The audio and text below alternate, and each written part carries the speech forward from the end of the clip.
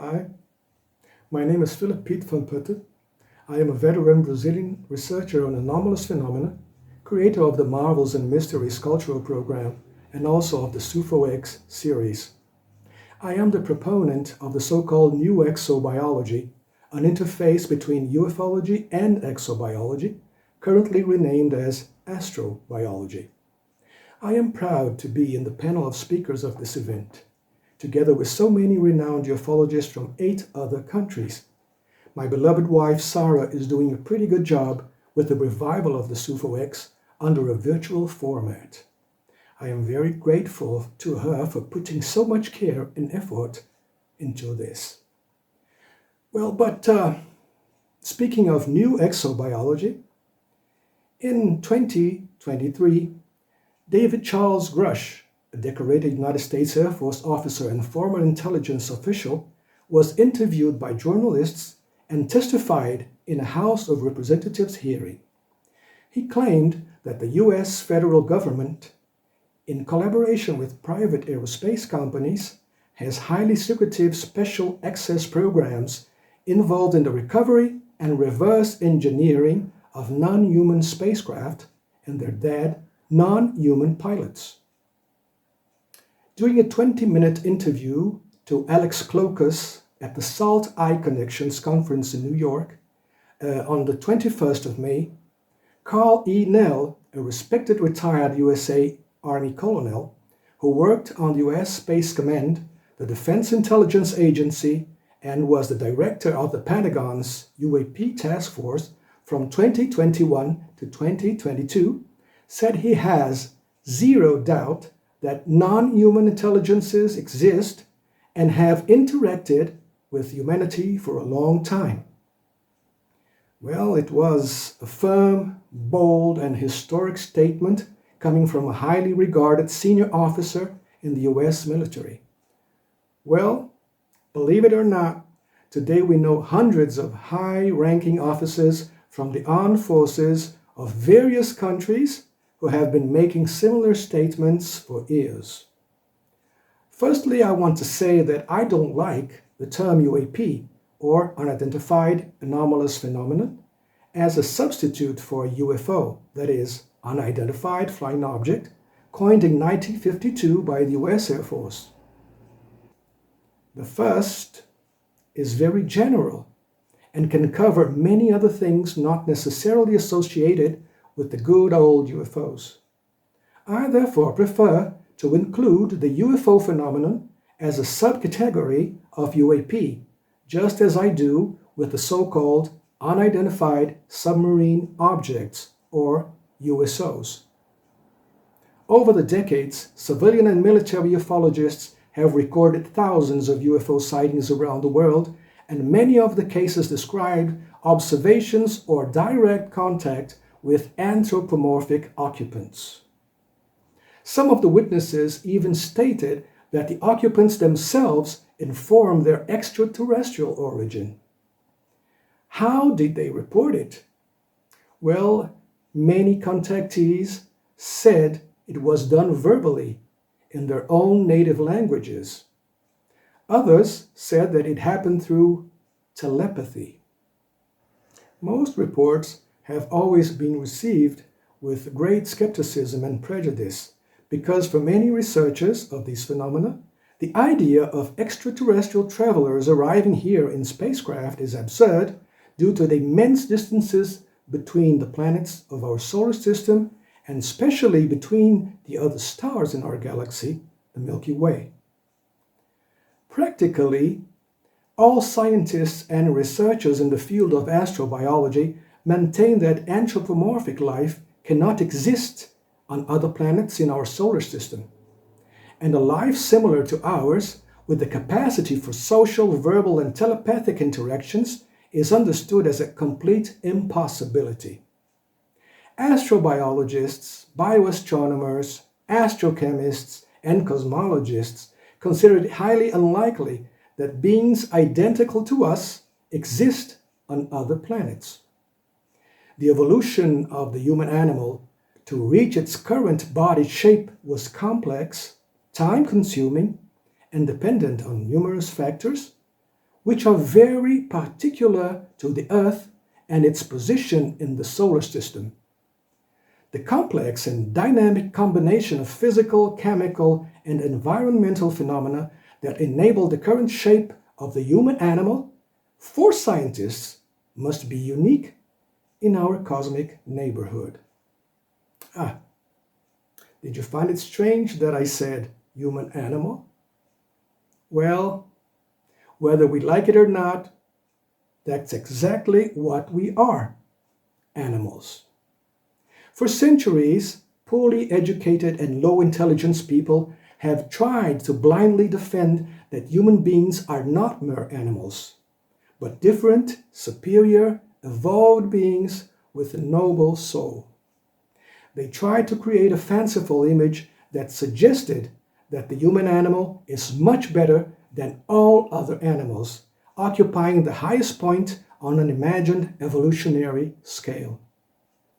The famous American researcher Joe Nickell, despite being 100% skeptical regarding alleged contacts with aliens, created an interesting picture that illustrates the appearance of UFO occupants over time. It is even used by many ufologists. In 1992, I was fraternally received and hosted in Roswell, New Mexico, USA, by Clifford E. Stone, a retired U.S. Army sergeant. He said and reaffirmed in books and lectures that he was involved in top-secret military operations to rescue crashed UFOs. Sometime later, Clifford publicly declared that they had cataloged 57 different species of aliens that visit Earth. He also said that the creatures were of 6 categories: Alpha, Beta, Gamma, Delta, Omega, and Sigma. Other groups of enthusiasts on the subject believe that our visitors essentially fall into 5 categories: reptilian, gray human hybrid, Nordic, gray from Zeta, and the gray giant from Orion. Well, a detail that always catches attention is that most of the beings described by Clifford and others are anthropomorphic. There are a few different ones. Some contactees have described what they believe to be androids or robots, but even these usually have 2 arms, a head, and 2 legs. Assuming all the allegations of abductions and contacts with occupants are true, in fact, we already know they aren't, why are almost all the creatures described so similar to us? Or perhaps we should ask ourselves, why are we so similar to them? Many cases show that the occupants are careful with us, but many others reveal acts of indifference and cold rudeness, as also often happens in social interaction between us humans. Are the physical limitations of anthropomorphism in the universe widely advocated by scientists completely wrong? Does the human body really have an ideal and perfect structure for most intelligent life forms in the universe? The similarities have led many researchers to assume that the UFO occupants may not be coming from distant stars, but rather for somewhere very close by, easily and quickly accessible to them. Taking into account that apparently solid UFOs serving as ships have been traveling around the world since forgotten times, long before our balloons and planes, we can imagine that its occupants are very intelligent and technologically advanced. Could they be our ancestors? Could they be other species that have disappeared from the same evolutionary tree as the human species? In an interesting conversation I had with our late colleague, the Canadian nuclear physicist Stanton Terry Friedman, he said that a friend who works at the North American Air Defense Command, NORAD, which serves the US and Canada, reported that more UFOs are seen circling in our atmosphere than entering it. According to his source, less than 1% of all detected UFOs come from outer space.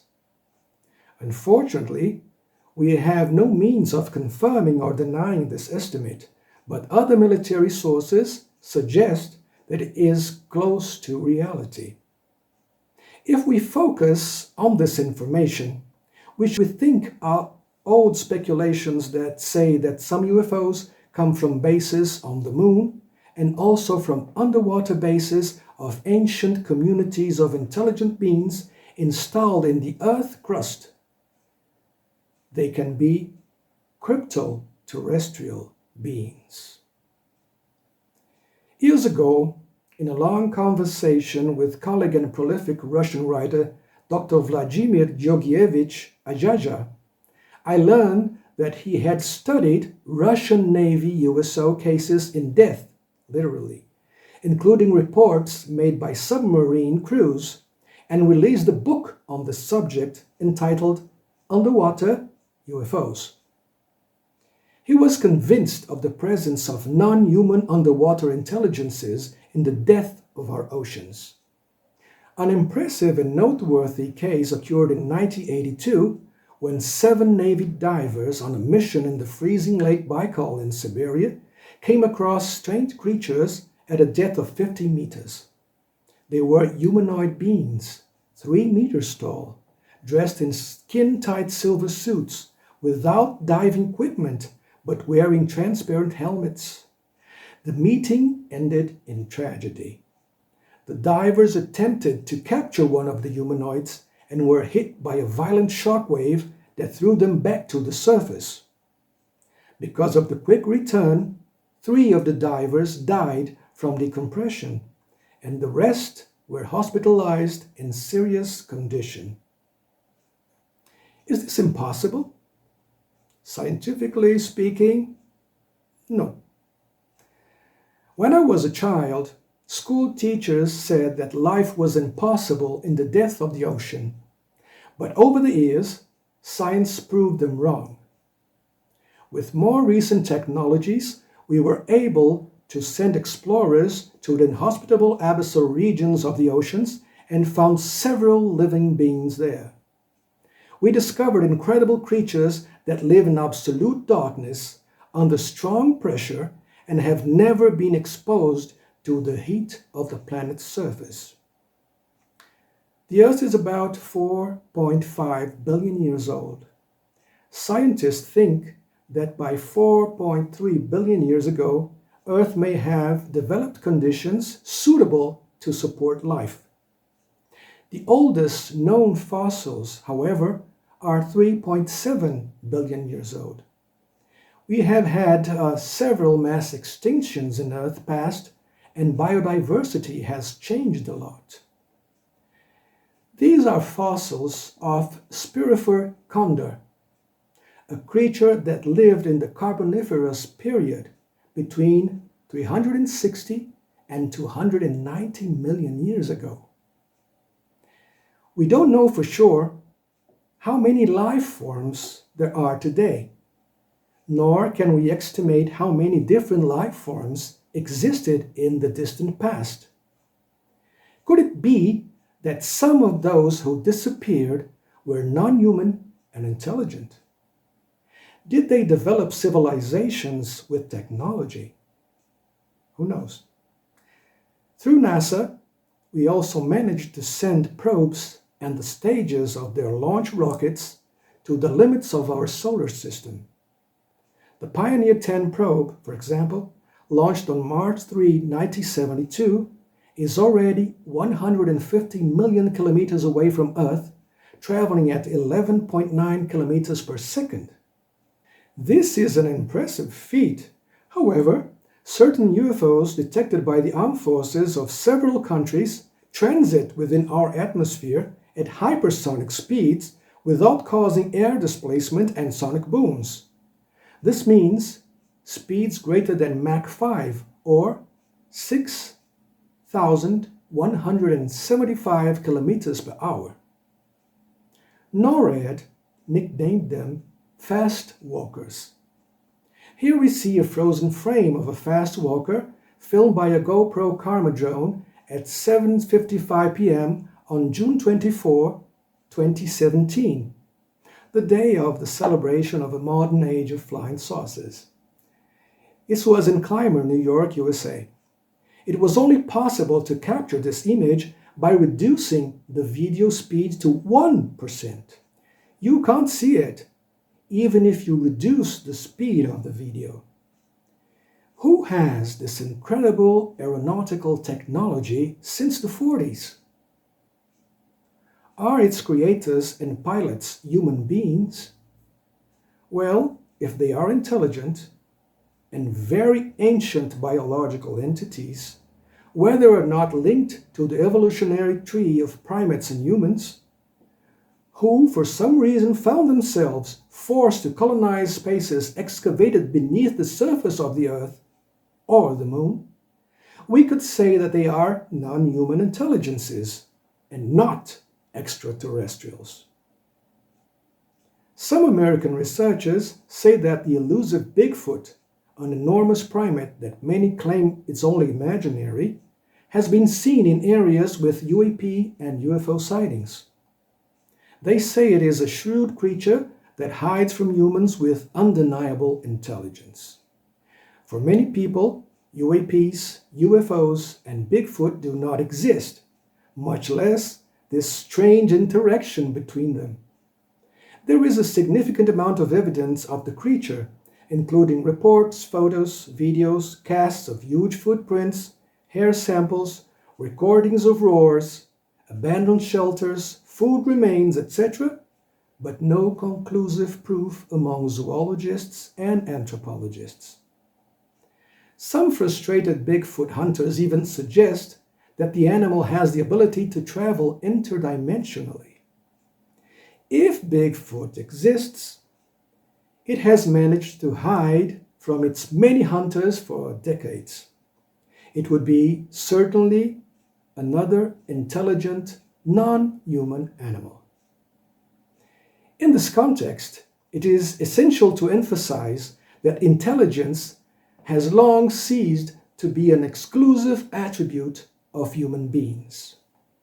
In recent decades, scientists have demonstrated beyond doubt that other species of animals are also intelligent. Contrary to what was said in the past, other animals are not moved only by instinct or by automatic actions and reactions. Cephalopods, whales, dolphins, parrots, monkeys, crows, elephants, dogs, cats, pigs, and even bees have been studied for their undeniable intelligence. Several non-human creatures have language, memory, self-recognition in mirrors, feelings, analytical capacity within the environment, and many even learn to use tools and build shelters. Therefore, non-human intelligences are not rare even among us. Let us remember that in his testimony to the U.S. Congress under oath, David Charles Grush said that the U.S. government has crashed vehicles and bodies of non-human pilots. He didn't say extraterrestrials. This is quite suggestive and gives food for thought. We have known for decades that there are many types of UAPs and UFOs. For centuries, they have been seen in various shapes, sizes, colors, and apparent densities. The intelligent, mutant, and evasive behavior of UFOs has made many researchers speculate whether those fascinating aeroforms could not themselves be living beings still unknown to science. Perhaps a kind of aerial amoeba with camouflage power. One of the first to suggest that some UFOs may be biological entities was the American collector of strange facts, Charles Hoy Fort. Fort was the inspiration for New Zealand researcher and writer Trevor James Constable, to go in search of the creatures. Trevor wrote books that describe his organotic bioforms, invisible to the eye, captured flying through high-speed infrared film. He believed that they came from a parallel dimension and that some were biological and others technological. He took many photos of the aerial bioforms at Giant Rock, California, USA, and at the Mojave Desert. He launched his theory to the world in the book They Live in the Sky, published in 1958. Recently, ufologists discussed again about the possible existence of intelligent UAPs, not objects, that would live in the upper atmosphere. They would essentially be made of plasma, an ionized gas that is known as the fourth physical state of matter, and obviously they are not human. They are being called plasmoids, and we have been speculating about the existence of something similar for years when we proposed the creation of the new exobiology, a discipline that would serve as an interface between ufology and the old exobiology, current astrobiology. The idea of plasmoids reminds me of some amazing photographs made by Mr. Gishi Shiota on March 21, 1975, at a landfill in Kawanoe, Japan. On March 24th, Mr. Shiota said he saw something glowing at a distance about 300 feet. The thing was about 7 feet above the ground and suddenly vanished. While observing it, he developed a crushing headache. It was something weird, and he became obsessed with the idea of seeing it again and capturing it on film. He returned to the same area night after night, armed with 3 cameras. A week after the first sighting, on March 31st, he saw the glowing light again, and the crushing headache returned. He photographed what he described as a 6-foot-tall luminous alien cosmonaut 300 feet away and 7 feet above the ground. The entity lowered to 1 foot above the surface and started heading straight towards him. When it was about 50 yards away, it moved to the right and vanished. Mr. Shiota estimated that the whole encounter lasted no more than 1 minute. He never saw the luminous entity again. If everything is true, could the photos be precious snapshots of an intelligent plasmoid entity? Who knows? Well, truth or lies? The fact is that we are still very ignorant when it comes to our knowledge of ourselves, nature, and the universe. The apparent reality that our senses detect is just a fraction of a much greater reality that is imperceptible to us. Our vision, for example, is a spectacular sense, but the entire rainbow of radiation observable to the human eye only makes up to a tiny portion of the electromagnetic spectrum, about 0.0035%. This short range of wavelengths is known as visible light. Human animals are blind to 99.997% of electromagnetic radiation. To illustrate, we see here a picture that shows the Crab Nebula, remnant of a supernova, seen on the different electromagnetic wavelengths. If we had infrared vision, for instance, we would probably see our pet dog like this. For decades, civilian and military ufologists have observed that certain UAPs and also UFOs seem to camouflage themselves by moving inexplicably under different waves of the electromagnetic spectrum. Perhaps more advanced non-human bioforms know how to do this with ease. There are realities that we cannot perceive and that certainly affect us deeply. I could not end this brief talk without commenting on the recent controversy surrounding the so-called Nasca mummies in Peru. In fact, they are not mummies, but rather dried corpses with the preserved internal organs. Well, this subject has nothing to do directly with UAPs or UFOs, but it serves to help us reflect on how much we don't know about Earth's rich biodiversity, from the present and especially from the distant past. Every year, our scientists discover new species of viruses, bacteria, fungi, plants, insects, fish, and land animals.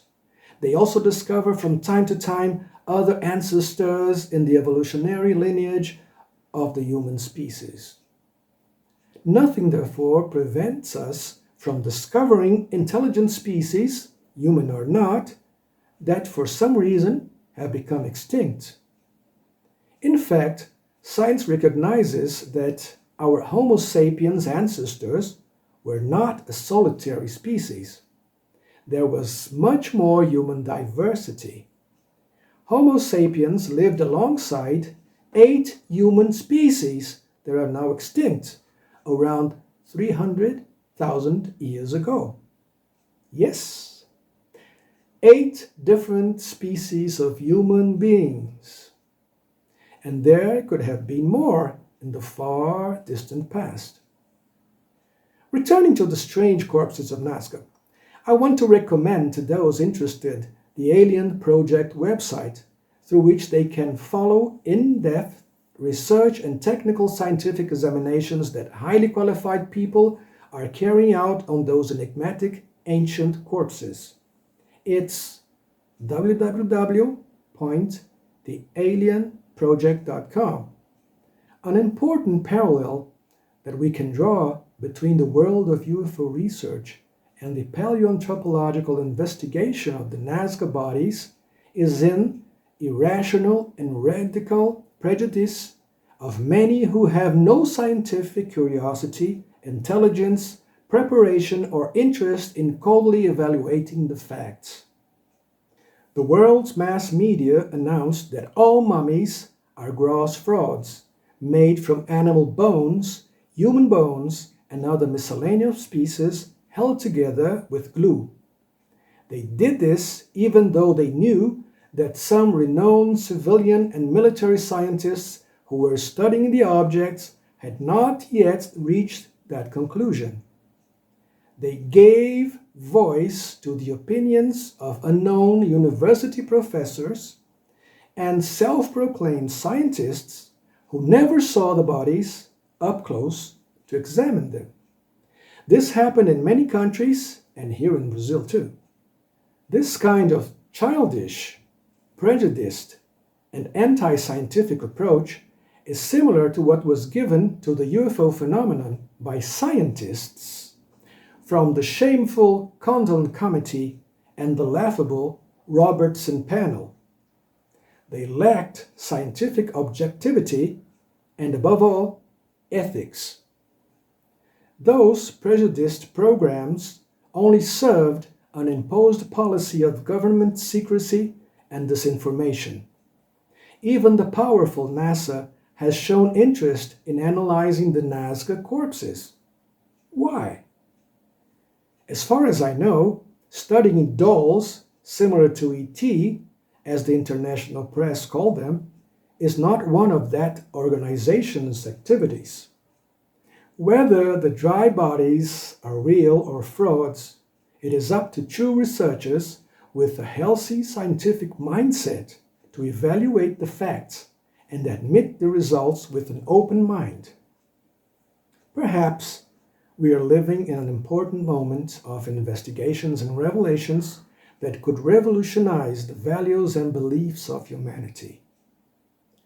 I hope we'll have good sense, self-love, and wisdom so that it will be so. Thanks.